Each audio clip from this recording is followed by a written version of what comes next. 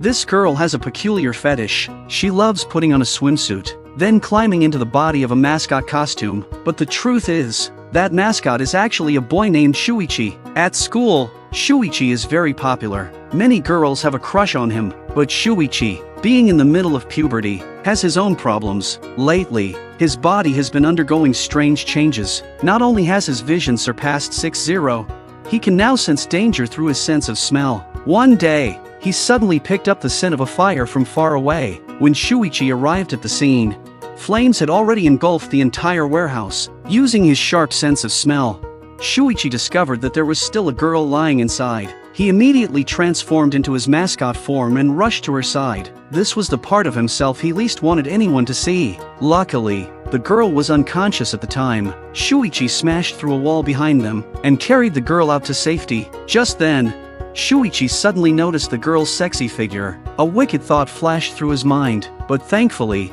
he managed to suppress his desires. After calling the emergency services, Shuichi quietly slipped away. However, he accidentally left his phone behind. The next day, the incident was reported on TV. That's when Shuichi realized his phone was missing. That phone contained his secrets. If the police found it, the consequences would be unthinkable.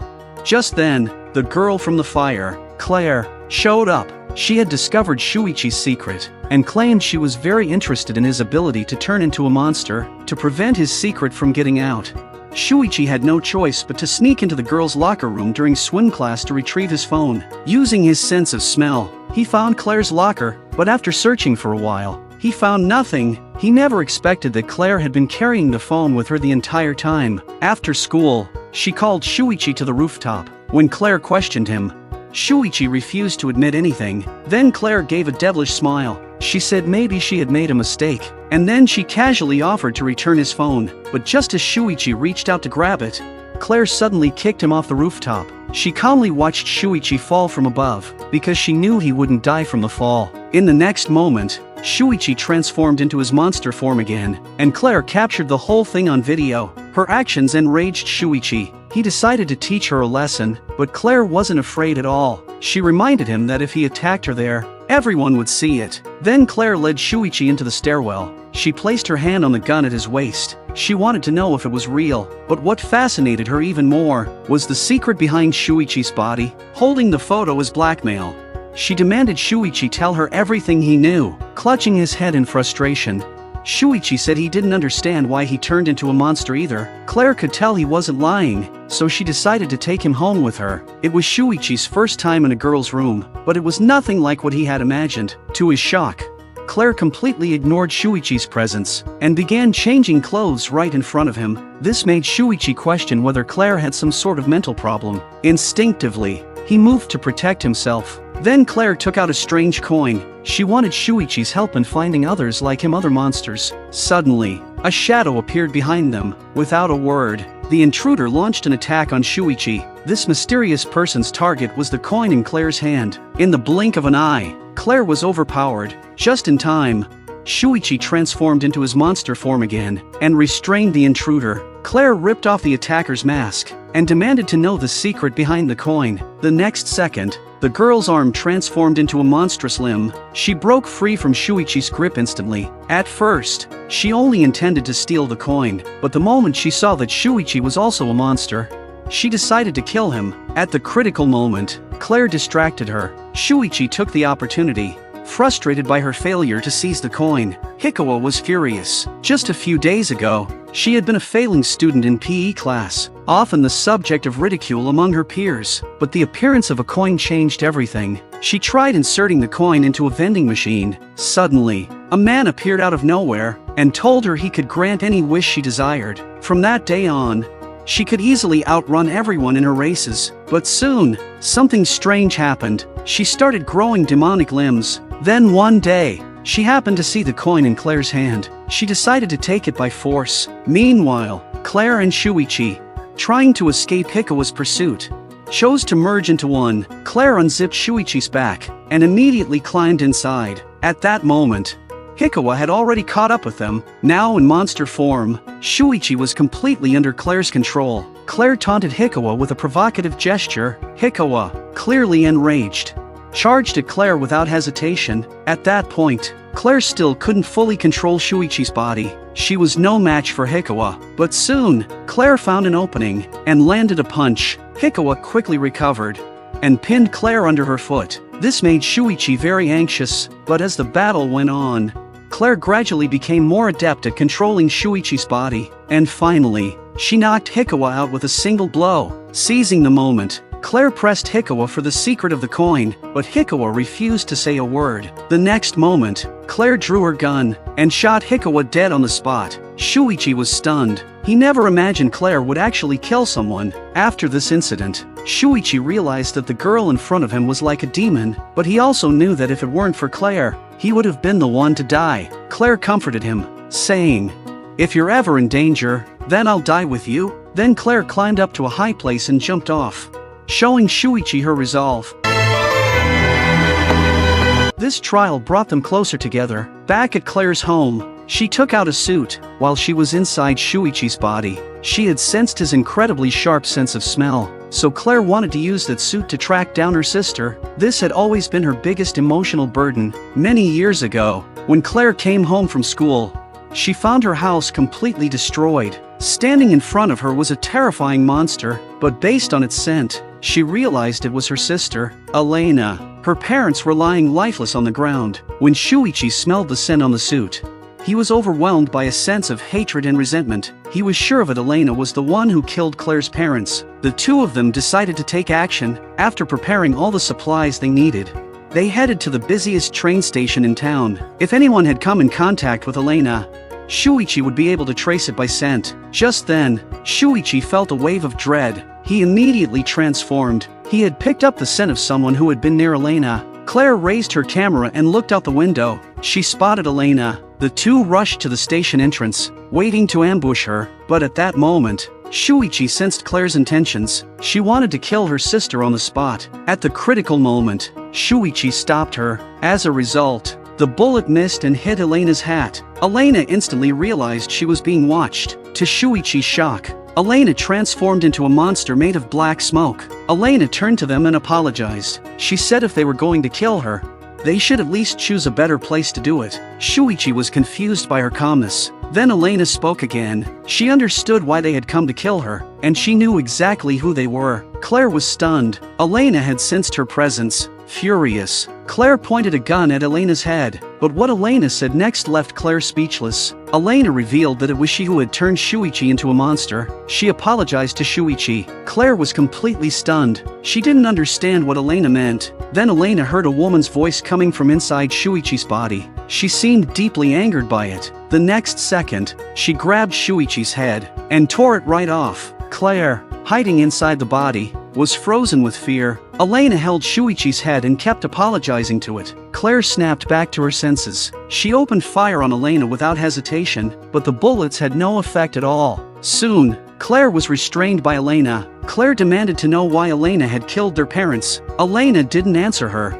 Instead, she calmly said that everything she had done was for Clare. Then she left behind a coin and walked away. Everything that had just happened was too much for Clare to process. She couldn't believe she had caused Shuichi's death. She was ready to keep her promise, to die with him. She pointed the gun at herself. But just then, Shuichi suddenly spoke from the ground. Seeing that Shuichi was still alive, Clare immediately rushed to hug him. Then Clare remembered what Elena had told her before she left, to go to an abandoned inn by the highway. Clare quickly found the place. Inside was only a man reading manga, but when he saw the coin, his expression changed. He said he could restore Shuichi. Clare was skeptical, but she still gave him the coin. The man put the coin into a vending machine, then tossed a can of soda to Clare. After Shuichi drank it, he miraculously came back to life. During their conversation, the two learned that the man was actually an alien. His spaceship had been traveling through space for years, but due to old age and damage, it had crash-landed on Earth. The coins were actually his companions, so he asked them to become gatherers, to help him collect the scattered coins. For every coin they collected,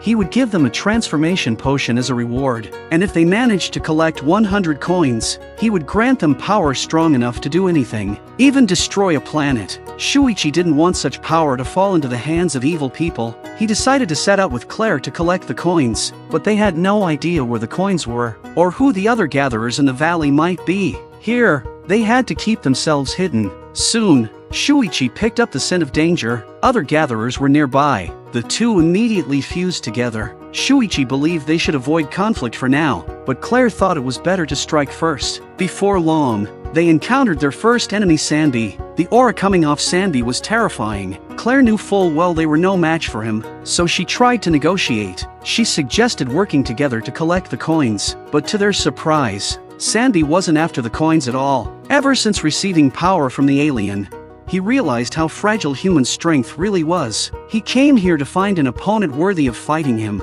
Seeing that negotiations had failed, Shuichi launched an attack, but his punch didn't leave a scratch on Sandy.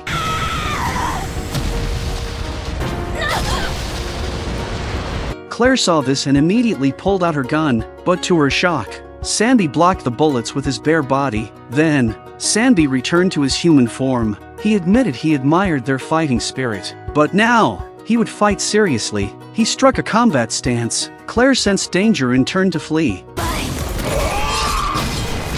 When the smoke cleared, a massive crater had appeared on the ground. Shuichi and Clare were nowhere to be seen. Sandy could still sense Shuichi's presence. Suddenly, Shuichi leapt out from the side and locked Sandy in a tight hold. The next moment, Clare appeared in front of Sandy with a gun aimed at him. It was then that Sandy realized he had been fighting two people this whole time. In the end, Sandy lost the fight. He decided to join forces with them. Just then, a long-tongued monster appeared in front of them. The creature even demanded that Clare become his slave. Sandy had had enough. He attacked without hesitation. In an instant, the monster was sliced in half. Clare couldn't help but laugh and cry at the same time. She had thought all the monsters here would be incredibly strong, but apparently, that wasn't the case. She found something on the monster's phone.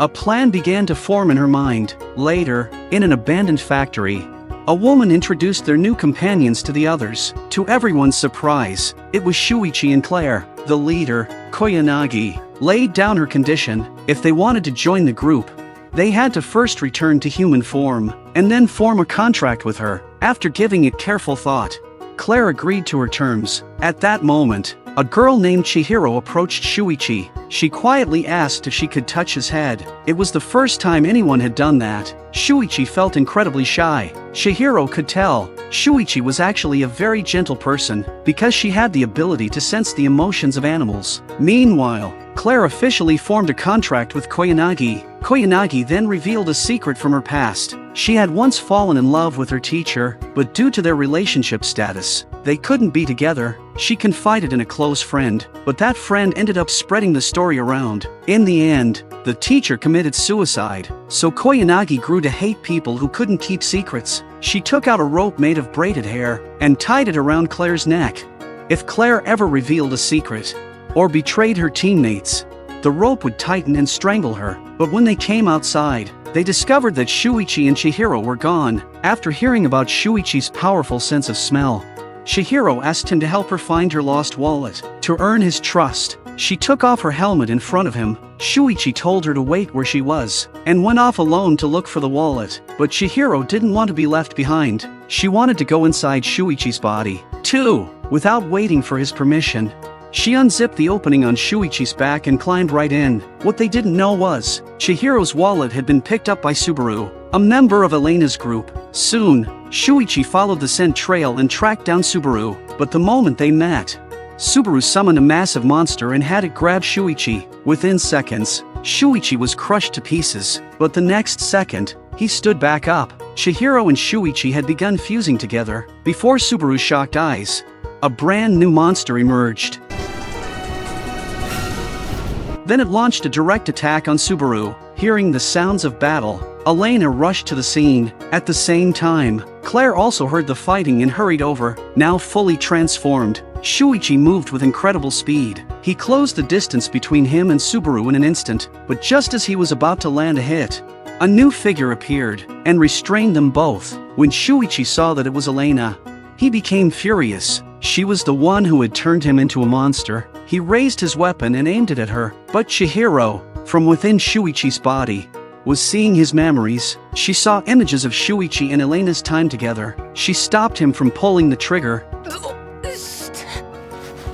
Shortly after Elena left, Clare finally arrived at the scene. When Shuichi was brought back to the base, he had no memory of what had just happened, but Clare sensed that Chihiro was hiding something, so she confronted her in private. When questioned, Chihiro firmly denied everything. She believed Clare was only suspicious of her because she had fused with Shuichi earlier. Chihiro claimed that Clare and Shuichi had completely opposite personalities, which made them incompatible for true fusion. Clare began to question herself. She wondered which of them, her or Chihiro, was more important to Shuichi, but Shuichi gave no clear answer. Meanwhile, Chihiro used a phone number she saw in Shuichi's memory to contact Elena. She wanted to know what that terrifying power really was, because when she fused with Shuichi, she discovered that their minds and memories had also merged. But Elena didn't tell her much. She even warned Chihiro never to reveal what she saw in those memories. Afterward, Clare and the others realized the only way to collect all 100 coins and end this twisted game was to find the crashed spaceship by following its trail to avoid other gatherers.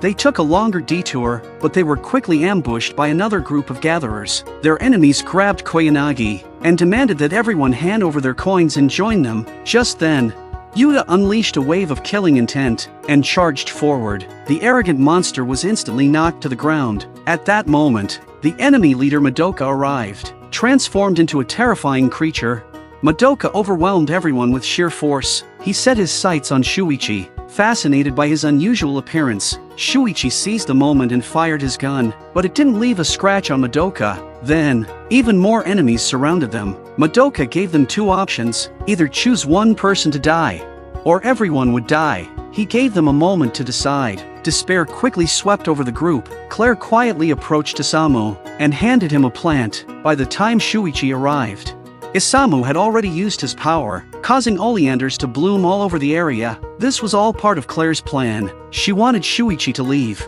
because what she was about to do was far too dangerous. But Shuichi held her tightly. He wanted to face it together. Clare told everyone else to evacuate, and then set the oleanders ablaze. These flowers may look ordinary, but when burned, they release toxic gas. By the time Madoka realized something was wrong, it was already too late. As Madoka was consumed by the flames, Clare understood something important. The real danger isn't a special power, nor overwhelming strength, but the human who wields it.